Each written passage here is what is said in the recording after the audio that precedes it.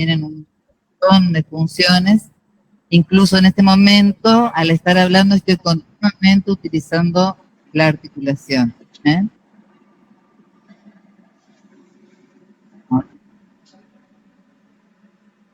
Es medio...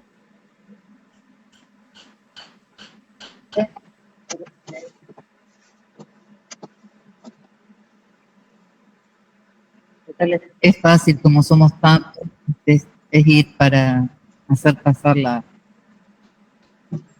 ¿No pasó? Espera. Porque ahí está. O con el mouse, te lo dejo al mouse. Bueno, vamos a hablar de las características generales que tiene esta articulación. Es de alto grado de especialización, recibe el nombre que tiene de los huesos que la conforman. Está dispuesta a ambos lados del plano sagital, ¿no es cierto? Pero actúan, a pesar de ser dos, como una unidad funcional. Cuando trabaja una, también trabaja la otra simultáneamente. La correspondencia que se da entre los dientes determina una posición centrada de las articulaciones. Si yo tengo una dentición o una dentadura en mal estado o no acorde, nos va a traer aparejados muchos trastornos de tipo mecánico. Y, como les decía, es una de las articulaciones o la articulación que más se usa en el cuerpo porque no solamente interviene en el lenguaje, sino también en la masticación, en la deglución, en el bostezo, en el roncar, en el cantar. ¿Se escucha bien ahí? Bueno, fíjense que esta articulación no trabaja aislada, sino que está integrada a otro sistema que se llama sistema estomatognático. Ahí en la imagen vamos a ver las articulaciones, la derecha e izquierda, las piezas dentarias y el sistema neuromuscular.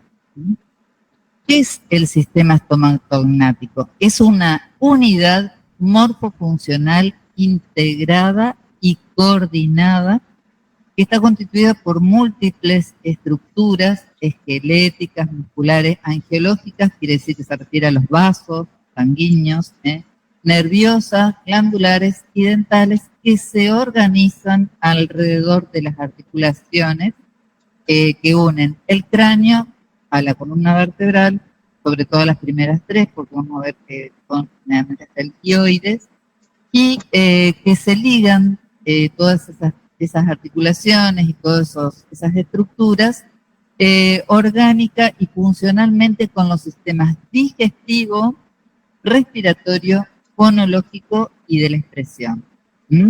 O sea, que interviene en un montón de funciones junto con otras estructuras anatómicas que se integran para poder producir todas esas funciones mayores. Vamos a ver que entonces forman una unidad cráneo-cérvico-mandibular, el sistema estomatognático, ¿no es cierto? Como venimos hablando. Hay una interrelación fisiológica y armónica. ¿Qué pasa? ¿Todo esto a qué viene? Es porque cuando nosotros tenemos alguna alteración dentro de estas estructuras, va también a tener consecuencias en el funcionamiento de las articulaciones y en el desarrollo de esas funciones primarias tan importantes como son la masticación, deglución, fonoarticulación y otras funciones donde intervienen que son la degustación y respiración. ¿Cómo podemos delimitar esa zona anatómicamente? Fíjense que si vos podés con la flechita del mouse allá marcar, tenemos primero un plano horizontal que pasa a través de las apófisis mastoides, que lo vemos de perfil, pero en realidad si lo vemos de frente sería ahí por la apófisis mastoides, ese plano frontal, ¿se entienden? Y dos líneas horizontales que pasan por los rebordes supraorbitarios y a nivel del hueso hioides, que está aproximadamente a nivel de la tercera cervical. ¿De acuerdo? Ahí queda delimitado ese sistema Y la palabra estomatognático deriva del griego de estoma, que quiere decir boca o cavidad bucal, y natos, que significa mandíbula. Y lo que les decía, que el concepto de unidad implica que si alguno de los elementos se encuentra seriamente afectado, ello redundará en los demás componentes del sistema. Es decir, nosotros ahora vamos a dedicarnos a estudiar una parte, que son las articulaciones temporomandibulares, que corresponden o se integran a ese sistema, que es un poco más amplio, y donde se desarrollan todas esas funciones. ¿Vamos? ¿Se entiende? ¿Se entendió eso? Bueno, muy bien. Pasamos. ATM es una articulación muy superficial. Ustedes se colocan la mano por delante del oído, del conducto auditivo, y mueven el maxilar inferior, van a notar cómo se produce un movimiento entre las superficies articulares. Es bien superficial, separada de la piel por tejido celular subcutáneo, y funciona como una palanca de tercer género. ¿Cómo sería esto? Siempre nosotros ubicamos el fulcro o punto de apoyo a nivel de la articulación. ¿Dónde estaría ahí? Ahí.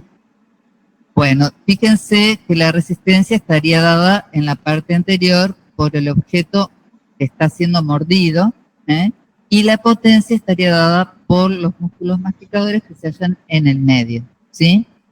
¿Me entienden? Ahí se escucha bien también. Sí, los chicos están conectados. Sí, profe. Bueno, gracias. Vamos a ver cuáles son las superficies articulares, haciendo un repaso de lo que ustedes ya recontra saben de anatomía. Bueno, que tenemos superficies articulares por parte de los temporales, a cada lado, el cóndilo del maxilar inferior y menisco interarticular. Vamos a ver que por parte del temporal vamos a tener dos superficies, a diferencia de por parte del maxilar. Vamos a tener una superficie, fíjense, en la parte posterior, que está marcada con una flecha blanca, que es cóncava hacia abajo, que es la cavidad glenoidea del temporal. Y hacia adelante van a ver que hay una eminencia, que es el cóndilo del temporal. Y abajo van a ver, justamente ahí tenemos la eminencia condilar o el cóndilo del maxilar inferior. Para que se correspondan, existe siempre en esta articulación un menisco interarticular. Y vamos a ver que todas esas superficies van a estar revestidas por un cartílago articular que es muy denso. ¿Por qué? Porque es una superficie que recibe muchas presiones. Está constantemente sometida a presión. Entonces tiene ese cartílago que va a ser avascular, alinfático y aneural, que le permite resistir el roce y amortiguar las fuerzas y cargas altas. A ver si no puedo poner ahí en ocultar. Bueno, pasamos a la otra.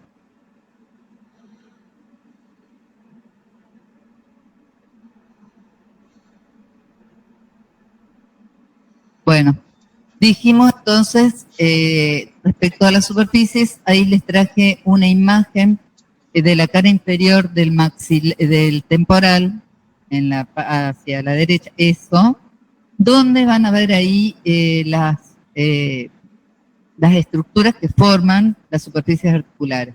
Acá tenemos, fíjense, la cavidad, y por delante, y fíjense que acá tenemos una cisura, que es la cisura petroescamosa o de Glaser o de Glaser, y la parte que es articular es la que está por delante de esa cisura. Lo que está por detrás no articula. Y luego tenemos el cóndilo, que viene a ser la raíz transversa de la zigomática. Tenemos en el extremo externo, como vemos acá, fíjense acá, tenemos, fíjense, esta eminencia que sería el tubérculo zigomático, que hacia adelante sigue por una raíz longitudinal que se va a unir al malar, a nivel del pómulo, y una eminencia transversal que justamente es la que encontramos en la cara inferior, que es la que forma el cóndilo del temporal. ¿Se entiende eso? Ese cóndilo tiene una forma convexa y es alargada transversalmente. Tiene la misma forma que el cóndilo del maxilar inferior. ¿Mm? Acá tenemos atrás también otra eminencia que se encuentra ubicada por detrás del conducto auditivo, que es la apófisis mastoides, que también se puede palpar, que es lugar de inserción de importantes músculos. Bueno, la segunda superficie, fíjense, es la de los cóndilos del maxilar inferior. Fíjense que es convexa en sentido anteroposterior y ligeramente convexa en sentido medial lateral. Y tiene una superficie más delgada al cuello que lo une después a las ramas. ¿Sí? ¿Se acuerdan de esto? Fíjense que acá también tenemos una escotadura que se llama escotadura sigmoidea y hacia la parte anterior tenemos esta apófisis que se llama como coronoides, que da inserción a un músculo también importante. Otra pasada. Bueno, fíjense que, como dijimos, esta articulación contiene un disco interarticular que es completo, que en la mayor parte de las articulaciones, cuando hay un disco, puede estar perforado o ser incompleto. Acá siempre es completo, lo van a ver en la parte media, y va a estar dividiendo a la articulación en dos cavidades o compartimientos. Uno superior, que sería menisco temporal, y uno inferior, que sería menisco maxilar. Esos dos compartimentos van a estar revestidos también por una sinovial, porque si estamos hablando de que es una articulación de tipo de las diartrosis, ahí vamos a tener una sinovial correspondiente para cada una de las dos partes en las que se divide. Esto después les va a quedar, chicos, en el campus, el Power, para que ustedes lo tengan, como complemento también de lo que está en Capacity, ¿sí? Acá vemos el disco y la forma que tiene el disco. Fíjense que en la porción superior tiene que tener una porción. Cuando se corresponde el cóndilo del maxilar con la cavidad glenoidea del temporal, la porción superior, ¿qué forma tiene? El disco. Esto, convexa. La cara superior del disco hacia arriba es convexa, y hacia adelante es cóncava, y sin embargo en la parte inferior es toda cóncava, porque hay una sola superficie. Se adapta a la superficie. Ahora te decía por las dudas. Bueno, que es de conectivo, es de tejido conectivo fibroso. Para el otro lado. Ahí está. Ahí. Sí, bueno, y nada más que está en la zona. Está bien, ya lo dijimos todo.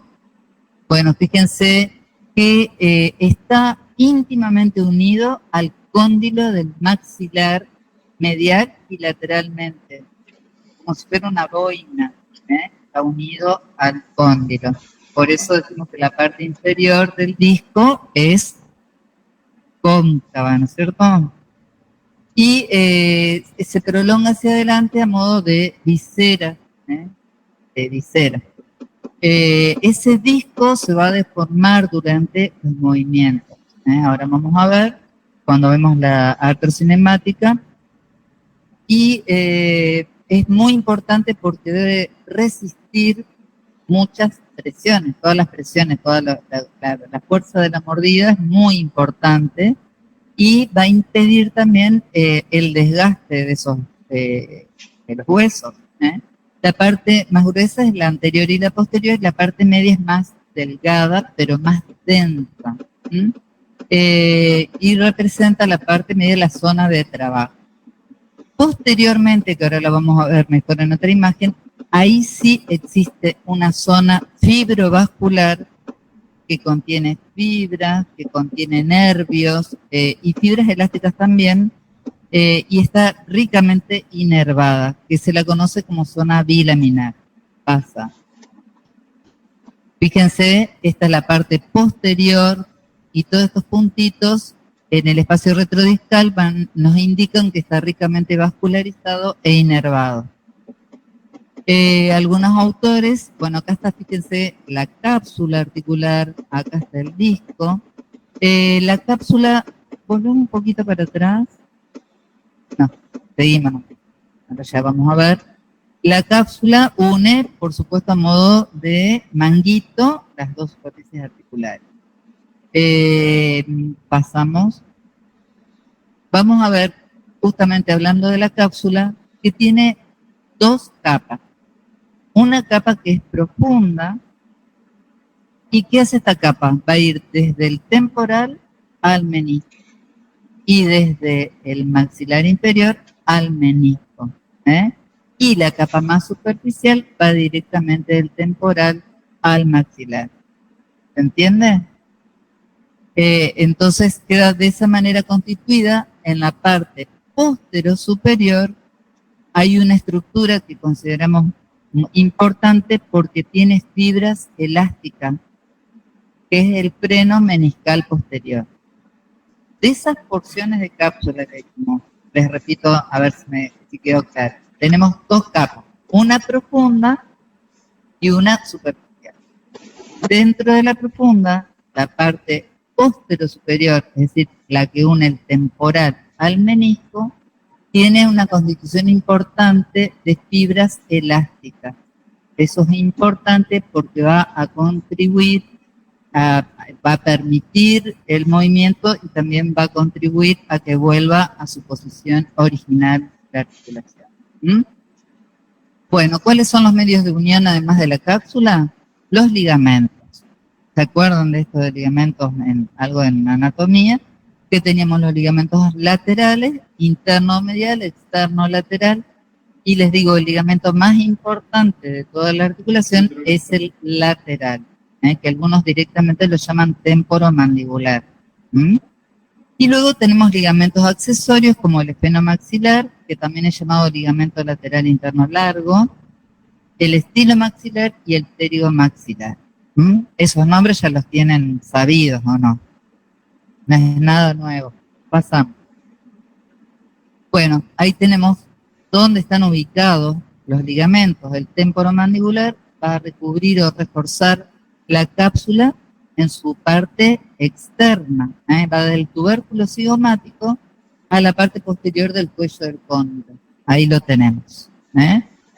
Y es el ligamento, recuerden, más importante. El interno está reforzando la parte interna, la cápsula en la parte interna de la articulación, va de la espina del esfenoides a la parte posteromedial del cuello del cóndilo. Y luego tenemos los accesorios. El esplenomaxilar también vienen de la parte interna y que lo vemos como si el hueso fuera transparente, va hasta la língula que está ubicada en la rama ascendente del maxilar. El estilomaxilar, que viene de la apófisis estiloides, como ven ahí, el temporal, y el pterigomandibular, que va del gancho de la apófisis pterigoides al último molar. Esos serían los medios de unión de la articulación. Y ahí esta es una vista interna para que ustedes vean lo que llamamos espina de Spix, que tiene que ver con la inserción de los ligamentos accesorios. Ahí tenemos el esplenomandibular cercano a la espina del Spix.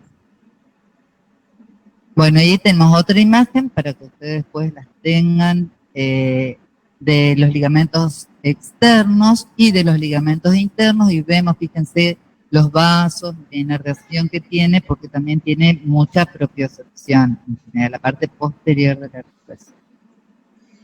Bueno, hay bibliografía que habla de otro ligamento que está descrito por Tanaka, y por eso se llama ligamento de Tanaka, que reforzaría la parte interna de la cápsula articular, medial y anterior-medial. Acá estaría el ligamento de Tanaka.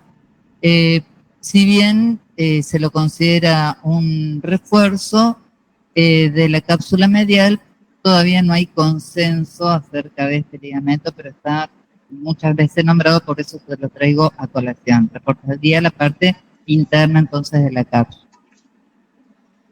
Bueno, importante saber a quién inerva esta articulación. El nervio trigémino y sus ramas, la auriculotemporal y la rama maceterina, o macetérica. Bueno, si hablamos de osteocinemática, como ya habrán visto, hablamos de movimientos visibles, de los macromovimientos, movimientos que en este caso son los de descenso o elevación del maxilar inferior, que sería el de apertura de la boca, ¿de acuerdo? Que se realizan en el sentido vertical, movimientos de propulsión y retropulsión que tenemos en la última imagen, en el sentido longitudinal, y movimientos de lateralidad o diducción en sentido lateral. ¿Los ven ahí en la imagen? ¿Cuáles son los movimientos más importantes? Y la apertura y el cierre son muy importantes, son los más importantes, y los movimientos de diducción. Se combinan todos esos movimientos siempre, por ejemplo, en la masticación, en la fonación, y son movimientos de balanceo y movimientos angulares, o cinemáticamente hablando. Vamos a ver que todos los movimientos tienen ejes, ¿no es cierto? Cuando vemos movimientos sabemos que se producen en torno a determinados ejes. Pero aquí vamos a ver que todos los ejes de esta articulación son evolutivos, es que van variando en el transcurso del movimiento. Nosotros acabamos de desglosar, pero en realidad eso sucede todo de una sola vez. Nosotros vamos a desglosar para ir viendo con detalle qué es lo que pasa dentro de la articulación, pero sabemos que los ejes son evolutivos y bueno, esto lo van a encontrar dicho por el señor Capangelo. Bueno, vamos a ver que en la artrocinemática, que esto también se movía, porque era un GIF, tenemos que la acción bilateral de la ATM es lo normal. Cuando hay asimetría, o sea, cuando una articulación se mueve más que la otra, se produce una disfunción. ¿Alguna vez habrán escuchado por ahí gente con mucho dolor en ATM, con bruxismo? Bueno, ¿viste? Claro, y bueno, todo eso te trae aparejado un montón de problemas seguramente. Claro, sí, sí. Y bueno, justamente, viste, es una disfunción porque seguramente hay una que es hipomóvil y la otra hipermóvil para, digamos, compensar. Eso lo van a ver después. Ahora vamos a ver lo normal, pero eso está muy bien que lo hayas lo hayas traído a colación porque es importante. Y es frecuente. No es infrecuente, es frecuente. Sí, sí, sí. Y como aumenta tanto la presión, también por ahí se producen subluxaciones, después hay problemas con los cartílagos y se llega finalmente a la artrosis de la articulación porque se produce un desgaste de la superficie. ¿Mm? Bueno, fíjense que acá, cuando la boca está cerrada, el cóndilo del maxilar se va a ubicar en la cavidad glenoidea del temporal, ¿sí? Eso es con la boca cerrada. Y se mantiene en posición retraída y el mentón va a estar elevado por el tono de los elevadores de la mandíbula. Que es lo que nosotros llamamos posición cero o posición anatómica, que es una posición de bloqueo. Está para que lo tengan en cuenta. Es una posición de bloqueo. Acá vemos la diferencia entre una boca cerrada y una boca abierta. Fíjense cómo estaba el cóndilo en esta posición y cómo va a estar en la segunda posición. ¿Cambia o no? ¿Qué pasó acá? Se desplazó hacia adelante, se desplazó hacia adelante. Y el año pasado también habrán escuchado de posición bicondílica y decir que al final ¿Es una doble condilia? ¿Cómo es la articulación? ¿Qué pasa con la posición bicondilia? Lo que sucede es justamente cuando se abre la boca, ese cóndilo se va a desplazar y se va a colocar en una posición donde se articulan cóndilo con cóndilo y es lo que se llama posición bicondilia. ¿Estamos? Y fíjense esto pintado de rojo acá, ¿qué es? ¿Qué pterigoideo?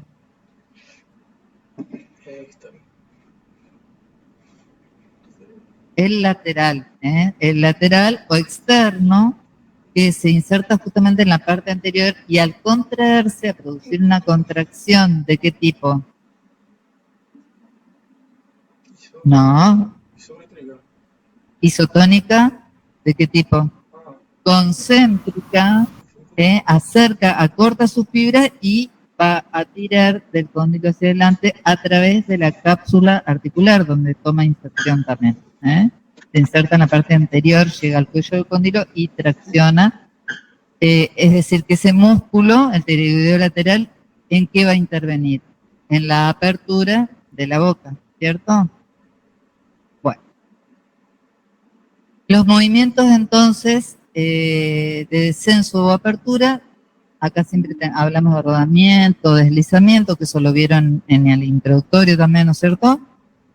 Bueno, al abrir la boca, ¿qué va a pasar? El cóndilo del maxilar se va a desplazar de atrás hacia adelante, que es lo que vimos recién en la imagen anterior, y se va a articular con el cóndilo del temporal, llegando a la posición bicondilia. Es lo que estuvimos describiendo. Y el menisco va a efectuar la misma traslación arrastrado por el músculo pterigoideo externo. Esto es un resumen de lo que dijimos recién mirando la imagen anterior. Es el resultado del movimiento de apertura de un movimiento de campaneo. ¿Qué quiere decir esto? Avance del cóndilo, retroceso del ángulo inferior del maxilar inferior y descenso del mentón. Es lo que se produce cuando se da la apertura de la boca, ¿no? Y el movimiento de elevación se efectúa por un inverso. ¿Alguna pregunta hasta ahora? ¿Se entiende todo? ¿Hay algo que no entendieron de acá? Más o menos. Bien. Bueno, pasamos. Ahí tenemos otra imagen para que vean, fíjense cómo se da protrusión, depresión, los movimientos que tiene el maxilar.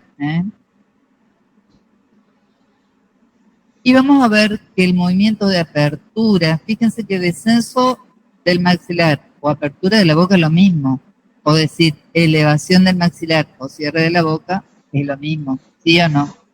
Se los puse ahí para que vean. Acá va a haber movimientos de rodamiento y deslizamiento. Vamos a ver que esos movimientos son combinación de movimientos que si bien nosotros los vamos a poner por separado, se producen simultáneamente en la articulación. No es que hacemos uno y después el otro, sino que se dan en simultáneo. Acá lo que hacemos es un análisis de el micro, digamos, movimiento. Se produce una traslación del cóndilo del maxilar, que es lo que nosotros vimos cuando pasa hacia la posición bicondilia. Ahí tenemos una traslación, se traslada, se desliza hacia adelante el cóndilo, y el menisco es arrastrado por el cóndilo, por eso se dice que esa traslación se produce más en la articulación temporomeniscal. Recuerden que ese fibrocartílago dividía la articulación en dos. Y la mayoría de los autores le llama rotación del cóndilo del maxilar, a lo que sucede en la articulación menisco-maxilar, que en realidad es una combinación de rodamiento con deslizamiento. La forma de esas superficies permite esa rotación en bisagra. Si nosotros pensamos que son dos cóndilos, permite un movimiento en bisagra, además son alargados transversalmente, y mediante ese deslizamiento y la acción de bisagras, la mandíbula rota en torno a un eje transversal que pasa por el centro de curvatura de los cóndilos y eso permite la apertura de la boca. Ahora vamos a verlo un poquito. Ahí está. Lo que vamos a ver acá es que hablamos de que el eje, cuando rotaba, el maxilar, cuando rotaba en su superficie, se producía, o el movimiento en bisagra del cóndilo, del maxilar inferior, se producía a través de un eje que pasaba transversalmente a través de los cóndilos, ¿cierto? Pero fíjense que ahora nosotros hablamos de un movimiento traslatorio también, que es el que lo va a llevar a la posición bicondilia, y ese eje de traslación va a ir, digamos, descendiendo, ya no va a ser el eje en bisagra, sino que se va a ubicar más abajo hacia lo que sería la espina del Spitz. Entonces, el movimiento traslatorio, vamos a decir que se efectúa a través de ese eje que está más inferior alrededor de lo que es la espina del Spitz, la inserción de los ligamentos accesorios. Bueno, acá vamos a ver el dibujito, la imagen, fíjense. Nosotros vamos a producir la apertura de la boca, vamos a tener una fase inicial, acá está el disco, ¿qué le va a pasar al disco? Se va a deformar y va a seguir el movimiento del cóndilo, que es el que se va a mover, porque la superficie superior queda fija, ¿no es cierto? Lo que movemos es la parte inferior, y fíjense que se va a producir superficie convexa sobre una cóncava. ¿Cómo es el rodar y el deslizar? Lo regla convexo opuesta. Atrás, claro. Rueda y fíjense que desliza hacia adelante. Rueda y desliza. Ese rodar lo toma como una rotación y el deslizar, que corresponde a la traslación, lo lleva hacia adelante. ¿Se entiende? No. Claro, rueda y desliza, pero se dice que el máximo movimiento de apertura está dado por una rodadura. O sea que hay una combinación de movimientos, por eso siempre se da el rodar y el deslizar. Siempre se da el rodar y el deslizar. Pero tenemos, por un lado, la rotación y la traslación. O sea, la traslación lo que quiere explicar es el avance y no el rodar en el mismo lugar, sino que también se va a desplazar o se va a trasladar hacia adelante para producir una mayor apertura de la boca. Entonces, fíjense que acá nosotros tenemos el eje de bisagra que pasaba transversalmente por los cóndilos y luego va a ir descendiendo y el eje va a ir descendiendo también hasta la altura aproximada de la espina del Spitz. El eje de traslación. ¿Estamos? A ver, poner otra más a ver si... No. Entonces no. Bueno. Eso es en cuanto a la apertura. Y el cierre se produce de manera inversa. Entonces, decimos que hay rodadura y deslizamiento. Y que es como un movimiento de rotación y traslación. ¿Estamos? En el movimiento de propulsión y retropulsión, ¿qué va a pasar? En la propulsión, que también se llama protracción o antepulsión, lo van a encontrar de diferentes maneras, por eso se los puse de las tres formas en que se va a encontrar. Se produce un avance o un desplazamiento a la posición bicondilia, pero sin descenso del mentón. Hace esto. Esto es la propulsión. La retropulsión es justamente lo contrario, es el retroceso y el bloqueo de los cóndilos maxilares por detrás en las cavidades glenoideas. No se puede ir, se va al máximo del retroceso. Y esos movimientos, como decíamos, se efectúan en la articulación meniscotemporal, que es la articulación superior, donde hablamos de que la traslación era a nivel de esa articulación superior. Ahí tenemos lo que es el movimiento de propulsión y retropulsión. Bueno, los movimientos de lateralidad o diducción, ¿los conocen también o no? Hacemos ahí. ¿Qué pasa cuando yo hago un movimiento?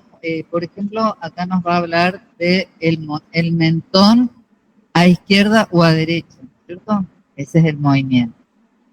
se provoca la antepulsión de un lado, es decir, cuando se produce la antepulsión, vamos a hacer el movimiento, por ejemplo, de lateralidad hacia la derecha, hacia la derecha, ¿no? Todos lo pueden hacer. ¿Qué va a pasar?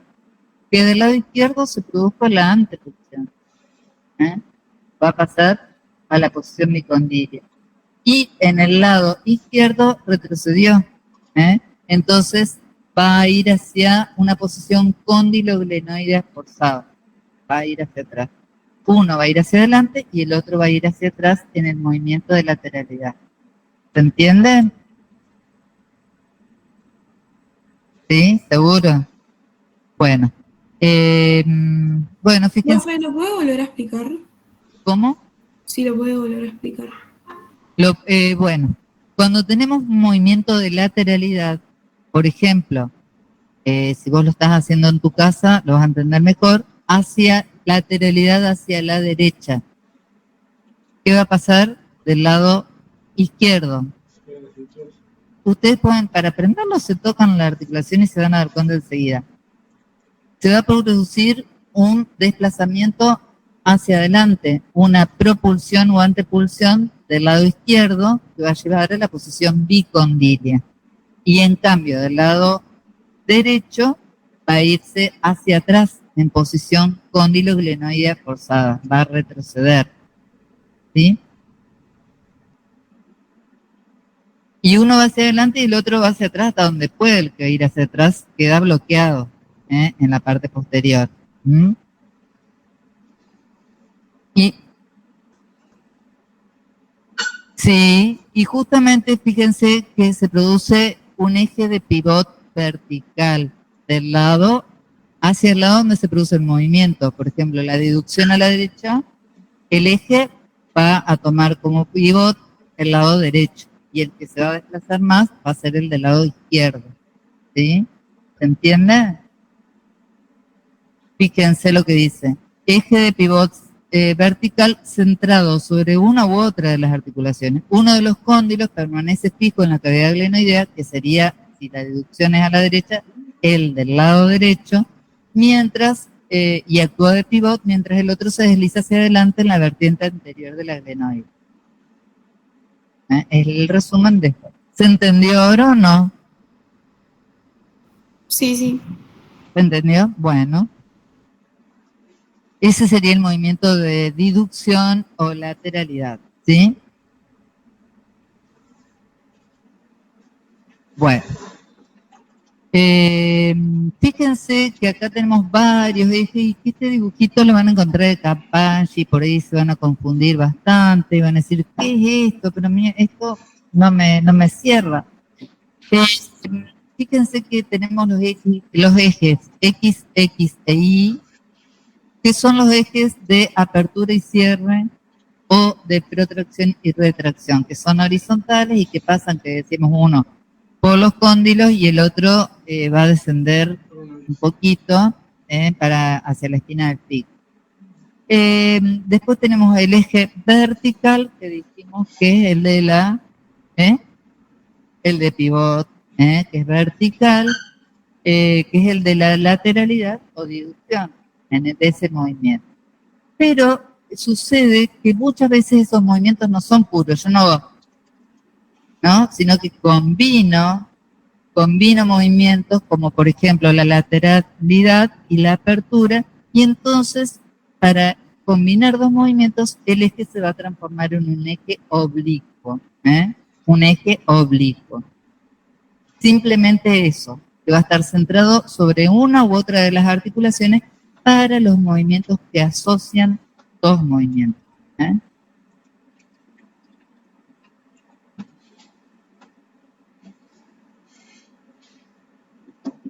Cuando usas, no es derecha o izquierda, sino que es derecha o izquierda con apertura, por ejemplo. Y usas digamos, un eje, pero en lugar de ser el vertical o el eje transversal, va a ser un eje oblicuo, es decir, un eje que esté en posición intermedia y que permita la sucesión de esos dos movimientos. Claro, vieron que les digo, son ejes evolutivos y cuando combinamos movimientos ya no vamos a tener uno eje para cada movimiento, sino que vamos a tener un, claro, combina, es impuro, ¿eh? Claro, en la masticación, porque en la masticación hace movimientos combinados de apertura y de lateralidad, ¿eh? Siempre.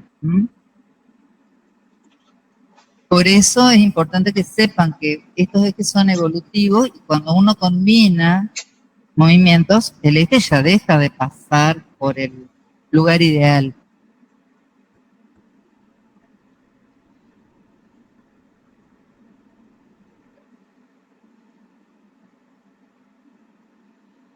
¿Cómo? A ver.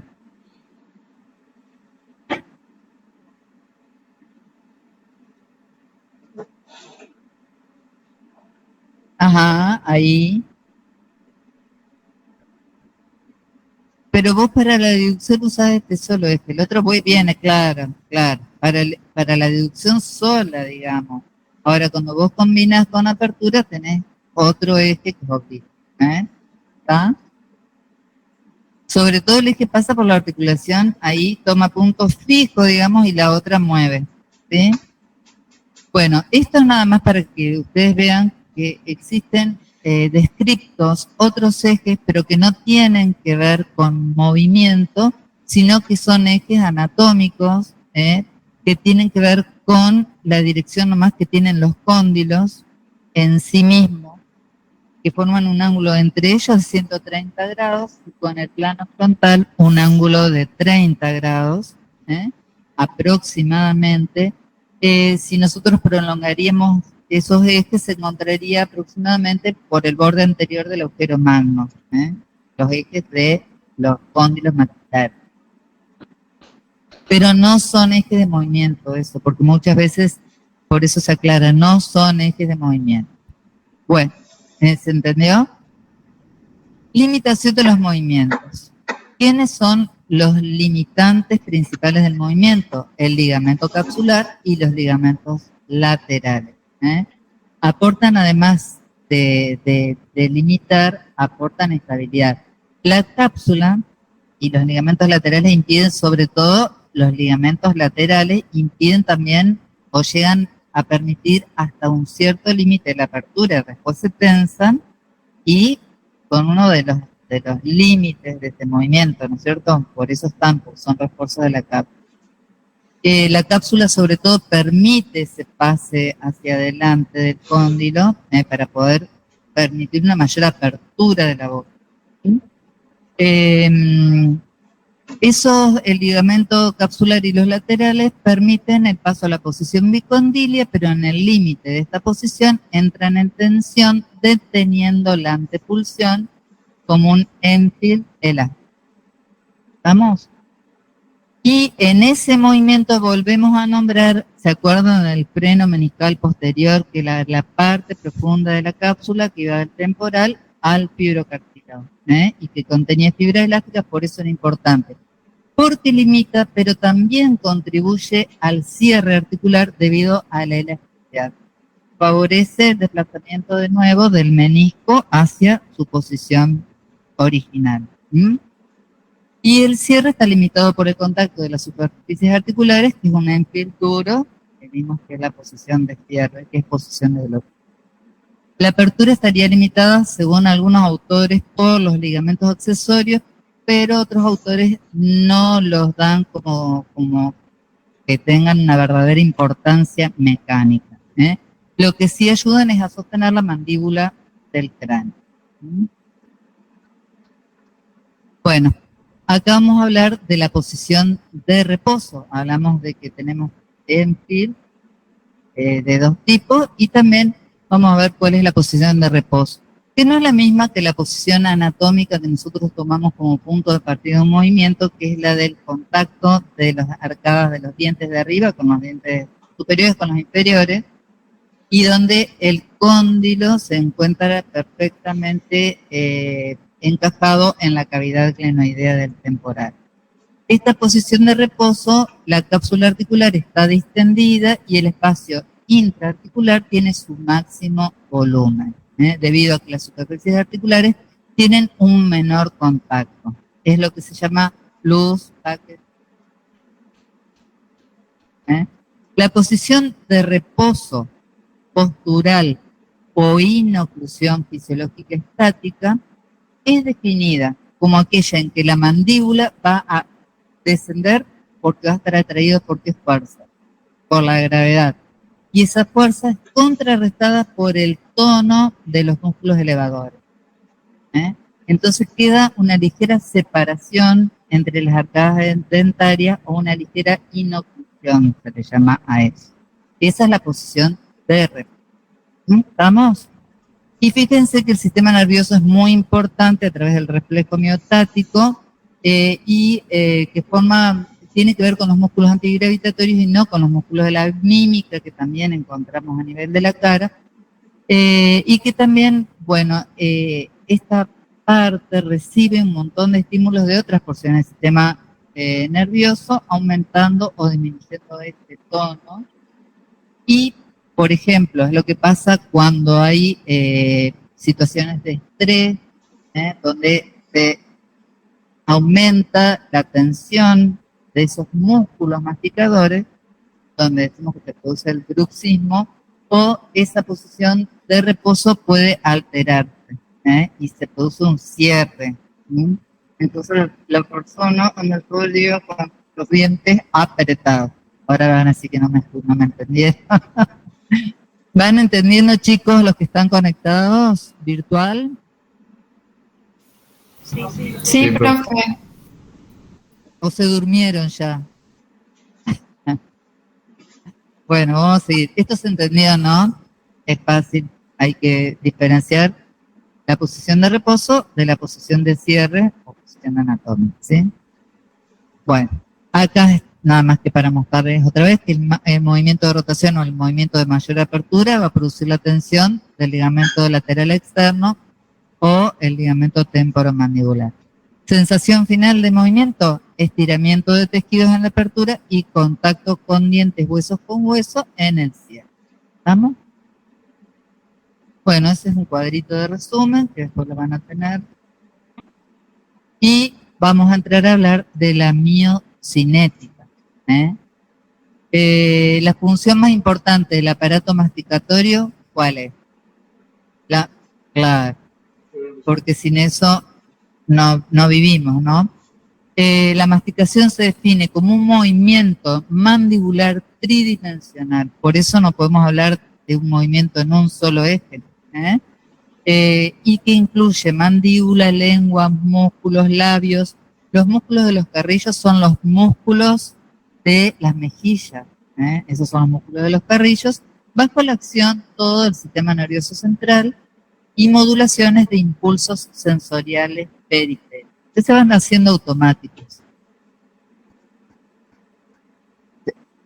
Del trigémino se puede ver afectada la articulación, más que el músculo facial, aunque el facial también interviene porque hay músculos que intervienen en el cierre de la boca, como el auricular, el depinador, que mantienen de todas maneras el bolo alimenticio dentro de las mejillas. Bueno, fíjense que el sistema estomatognático también habla de que tiene como función secundaria, como ya lo dijimos, la deglución, que es una acción automática, entonces se va automatizando. Uno no está pensando continuamente si estoy masticando, si estoy respirando, qué tengo que mover para tal o cual acción de estas, ¿no? Bueno, ¿cómo está constituido el aparato muscular? Que ustedes ya también saben algo de esto. En el descenso, el principal músculo, ¿cuál va a ser? El pterigoideo externo o lateral. Es el principal músculo del descenso. Los demás son músculos secundarios. Y lo que hacen los supraioideos e infraioideos es colaborar con la apertura. Dentro de los supraioideos, el miloioideo y el genioideo van a descender el mentón hacia el ioides y el digástrico también, y además lo fija hacia arriba. Acuérdense que acá tenemos que repasar un poquito las inserciones musculares para darnos cuenta. Y los infraioideos, ¿qué van a hacer principalmente? Van a fijar el ioides para que puedan actuar los supraioideos. Los fijan. Es función importante también la de los fijadores. Bueno, hablando del pterigoideo externo, alguien hoy dijo que sí, que tenía mucho, porque tiene 2 haces, ¿no? Bueno, van a ver que acá la mayor parte de los músculos que tengan una inserción próxima tienen 2 haces, ¿eh? La mayor parte de estos músculos masticadores, que es lo que permite los diferentes movimientos, los movimientos tan diversos de la mandíbula.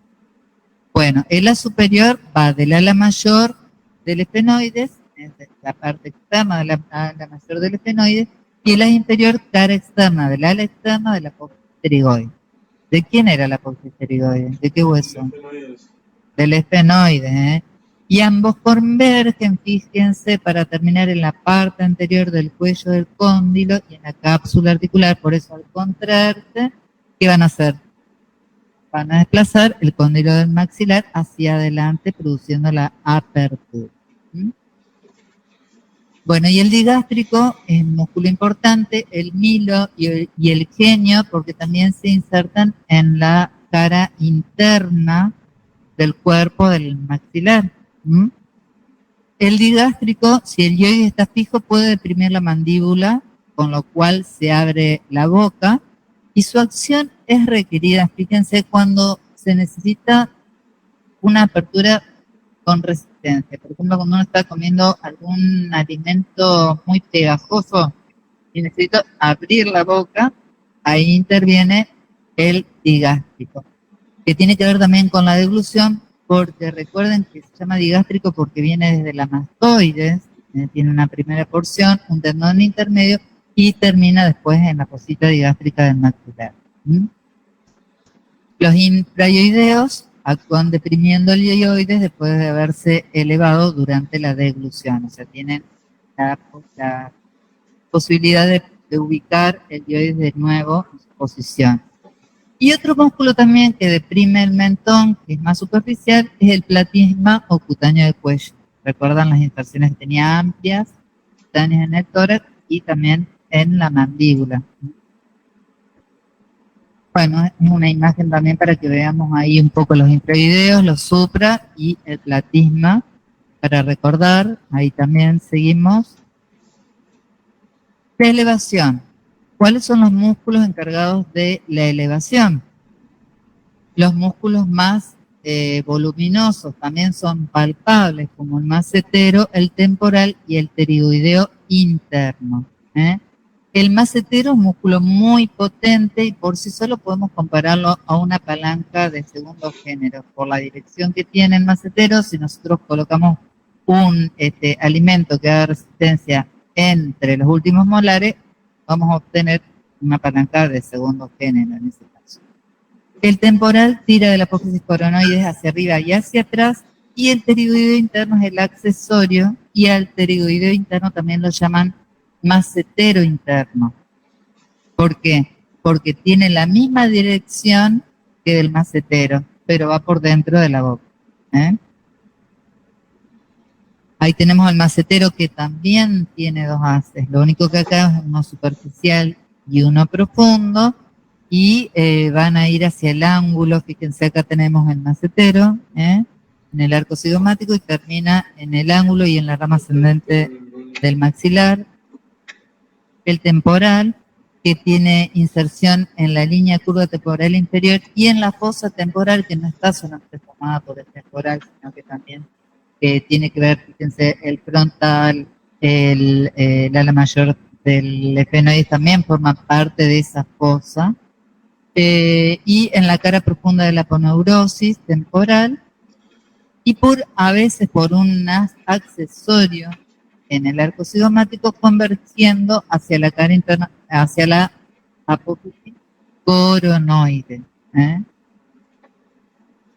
Bueno, fíjense que el temporal es un músculo denominado antigravitatorio, porque va a controlar, digamos, o contrarrestar la fuerza de acción de la gravedad. Entonces va a ir controlando a través de su tono. La depresión de la mandíbula suele implicar su contracción excéntrica. Entonces, cuando abro la boca también se contrae este músculo, pero de manera excéntrica, para permitir una apertura controlada de la boca. No hacemos esto nosotros cuando abrimos la boca, sino que la apertura va a ser controlada por esa contracción excéntrica. Bueno, acá vieron que ya en ATM ya están viendo varios tipos de contracción muscular, ¿no?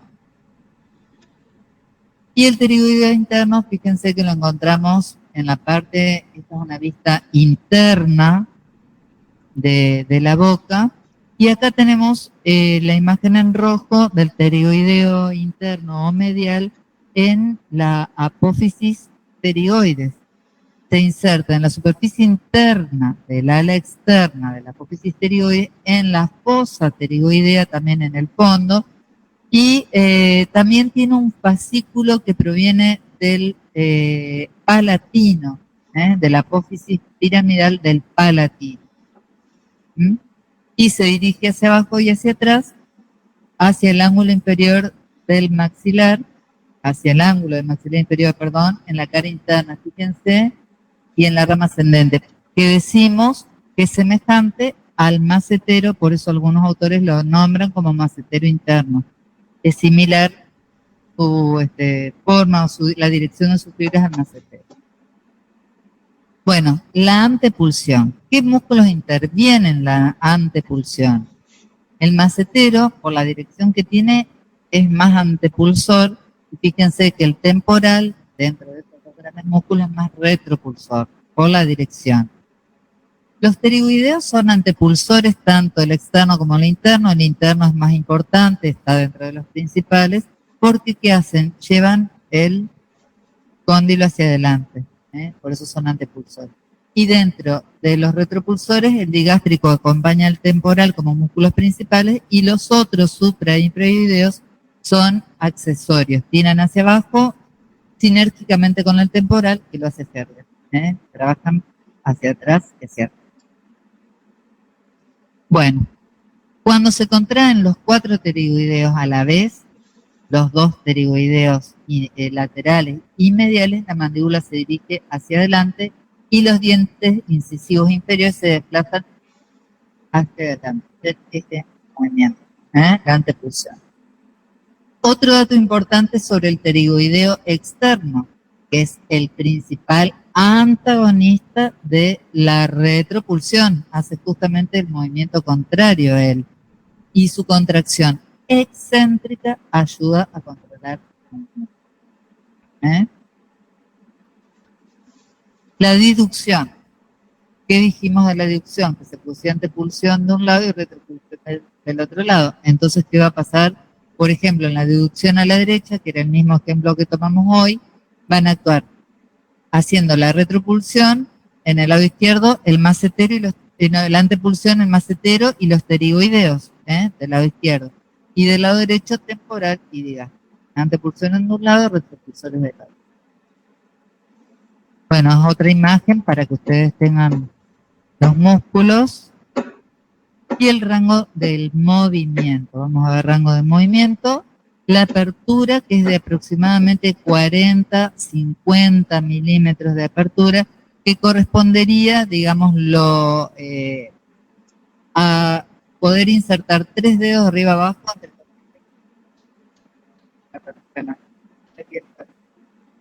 de 3 dedos, perdón, aquí en esta dirección. Eso correspondería a una apertura fisiológicamente buena, además, ¿no? La protrusión, es decir, hacia adelante, 3 a 6 milímetros, y la retracción 3 a 4 milímetros. ¿Ves? Que no son movimientos muy amplios tampoco. Y en condiciones normales, la protrusión debe permitir que los dientes inferiores se puedan ubicar por delante de los dientes superiores. Y la desviación lateral, que es de 10 a 15 milímetros, hacia un lado y hacia el otro. Bueno, digamos que para terminar podemos decir que esos músculos son capaces de movilizar la mandíbula en múltiples y complejas trayectorias, fundamentalmente debido a que la mayoría presentan 2 cabezas. Ellos, esto ya lo hablamos, pero como para volver a decirlo, ello hace posible no solo los movimientos de apertura y cierre, sino también los de lateralidad, los protrusivos e incluso una combinación de varios de ellos a la vez. Y en los movimientos reales de masticación, estas acciones elementales se combinan en proporciones y grados diversos, evolucionando en el transcurso del movimiento. Esto es todo como un resumen de lo que hablamos anteriormente. Bueno, ¿preguntas por ahí?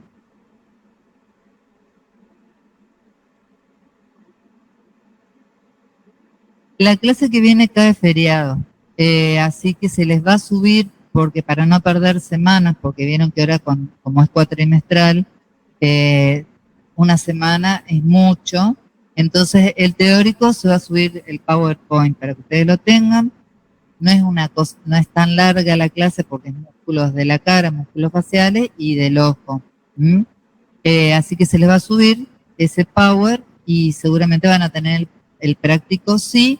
Y por favor lean el Power, así van a la clase con preguntas, porque lo bueno es que ustedes vayan al práctico con las dudas que tengan después de haber leído, porque por ahí ahora se van y después leen el tema y empiezan a dudar. Y lo bueno es que vayan al práctico también con las dudas que tengan. O a la tutora, que vamos a esperar que se ponga bien, Nati, porque está un poco enfermucha, así que esperemos que esté bien para estar la próxima ya por acá. Bueno, si no hay preguntas, ¿la asistencia le tomaron la clase anterior?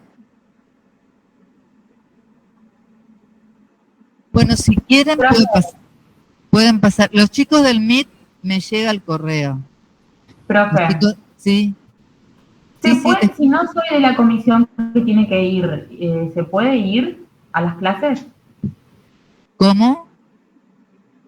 No te entendí bien la pregunta. Si yo no soy de la comisión que debería ir, ¿puedo ir igual? Si hay lugares o si no hay lugares, sentarme por ahí. Yo no sé si son todos los que les correspondía venir hoy los que están acá. ¿A todos? Algunos no, me parece que algunos no. Por eso está lleno. Y bueno, miren chicos, a veces hay que ver si hay lugar. Hay veces que sobran lugares y hay veces que no alcanzan.